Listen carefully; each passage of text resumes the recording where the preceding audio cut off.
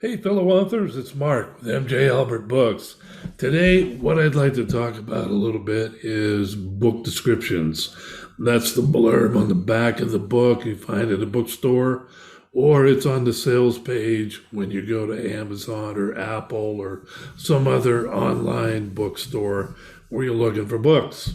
Now, most people, when they're looking for a book, they're going to judge it by the cover first. They're going to look for a particular genre.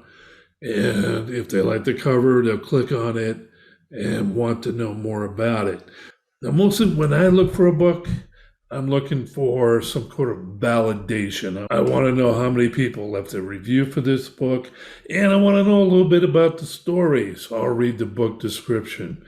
Now, a lot of authors think that all they have to do is kind of just write a blurb, right? Just kind of write something out.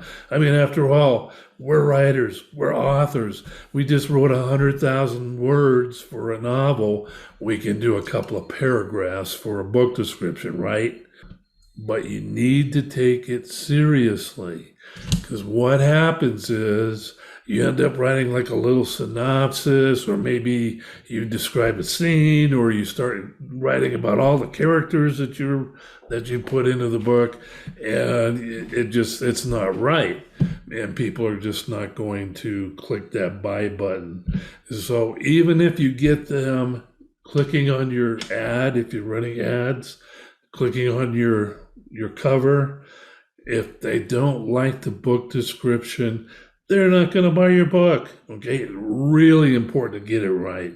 So what you should do, first of all, I talked in an earlier video about target authors. Go look at successful books. It's books that are selling, not necessarily by big name authors. You want to try to find books like from authors you haven't really heard a lot about. Read their book descriptions, and that will tell you something about why they are selling. You want to include the hook of the story. You want to maybe describe your main character, possibly the anti-hero in the book. Don't get too much into characters, though. You want to get down the ambiance of your story. Is it a horror story? Is it suspenseful, a love story, romantic comedy, whatever? You want to get that across in the book description as well. Best thing you can do is just sit down and write it out. And even if you have 2 pages, fine. Start with the 2 pages. Start cutting out what you don't really need to say, the stuff that doesn't need to be there.